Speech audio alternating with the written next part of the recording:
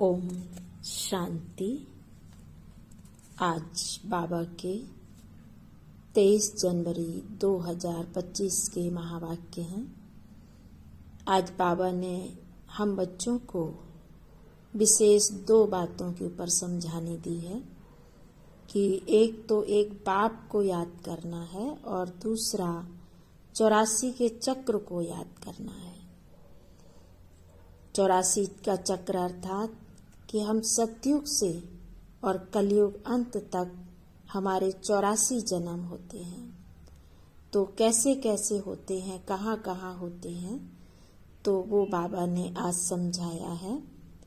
फिर बाबा ने बताया है कि बाप की महिमा और श्री कृष्ण की महिमा में क्या अंतर है। शिव बाबा कौन है, शिव बाबा की क्या महिमा है और श्री कृष्ण की क्या महिमा है। शिव बाबा है इस सृष्टि का रचयिता, इस सृष्टि को रचने वाला एक बाप है और वो इस सृष्टि का वृक्षपति है। वृक्षपति अर्थात इस मनुष्य सृष्टि रूपी वृक्ष का वो बाप है, पति है, अर्थात रचयिता है।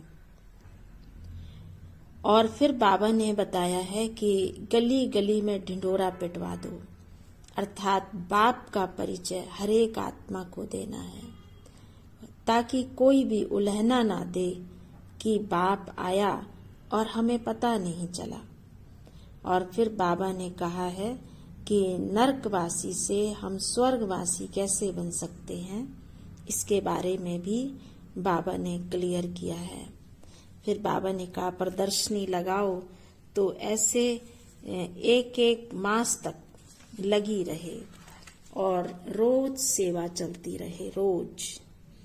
और फिर बाबा ने कहा इन चित्रों में लक्ष्मी नारायण का चित्र है मुख्य, उस पर समझाना है कि ये हमारा लक्ष्य है कि हमें क्या से क्या बनना है और इनको भी बनाने वाला कौन। लक्ष्मी नारायण को या श्री कृष्ण को बनाने वाला है एक परमपिता परमात्मा। तो उस परमात्मा की महिमा करनी है कि परमात्मा देखो हमें क्या से क्या बना रहा है। अब हम सुनेंगे परमात्मा के महावाक्यों को। बाबा ने कहा मीठे बच्चे, मुख्य 2 बातें सबको समझानी है। एक तो बाप को याद करो और दूसरा 84 के चक्र को जानो, फिर सब प्रश्न समाप्त हो जाएंगे। फिर बाबा ने प्रश्न पूछा है बाप की महिमा में कौन से शब्द आते हैं जो श्री कृष्ण की महिमा में नहीं। उत्तर है वृक्षपति एक बाप है, श्री कृष्ण को वृक्षपति नहीं कहेंगे। पिताओं का पिता व पतियों का पति एक निराकार को ही कहा जाता है, श्री कृष्ण को नहीं। दोनों की महिमा अलग अलग स्पष्ट करो। श्री कृष्ण की महिमा और परमात्मा की महिमा, दोनों की महिमा को अलग अलग स्पष्ट करो। श्री कृष्ण है 16 कला संपूर्ण, संपूर्ण निर्विकारी, मर्यादा पुरुषोत्तम, और जो इनको बनाने वाला है वो है परमपिता परमात्मा। दूसरा प्रश्न है तुम बच्चे गांव गांव में कौन सा ढिंढोरा पिटवा दो।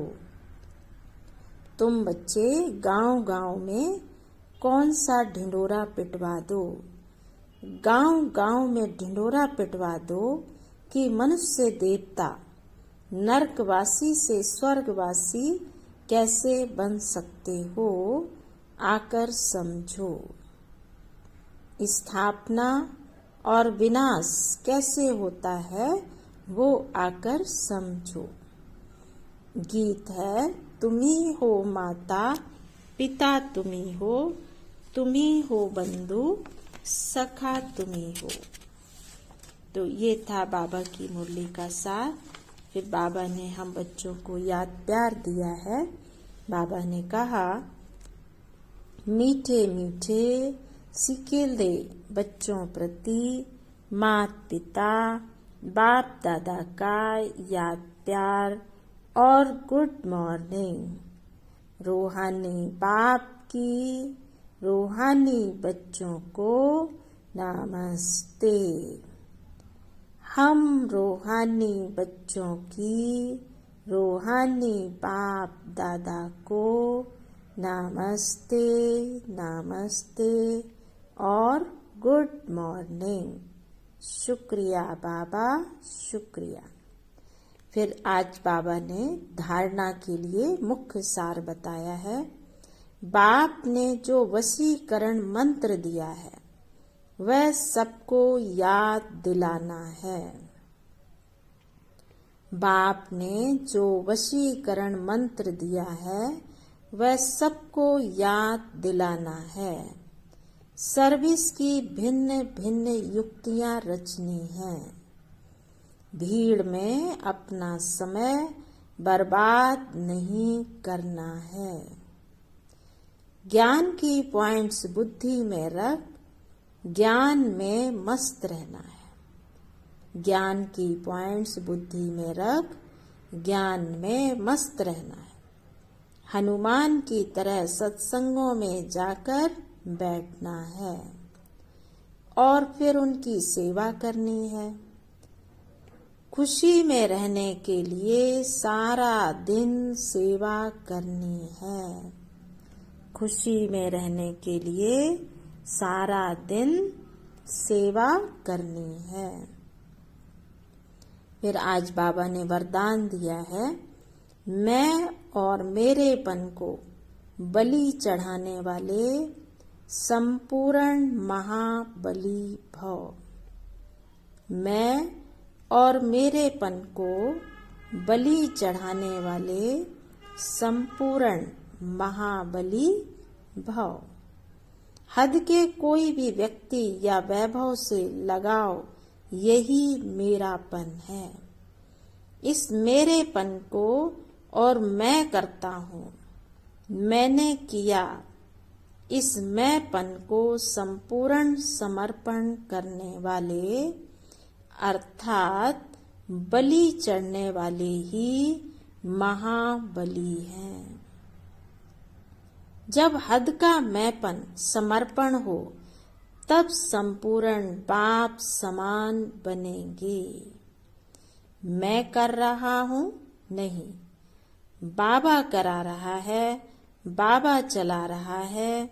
किसी भी बात में मैं के बजाय सदा नेचुरल भाषा में भी बाप शब्द ही आए, मैं शब्द नहीं।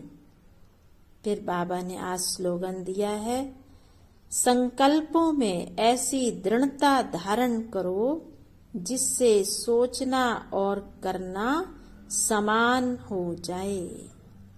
संकल्पों में ऐसी दृढ़ता धारण करो जिससे सोचना और करना समान हो जाए। ये थी आज प्यारे बाबा के मधुर महावाक्य। ओम शांति, ओम शांति।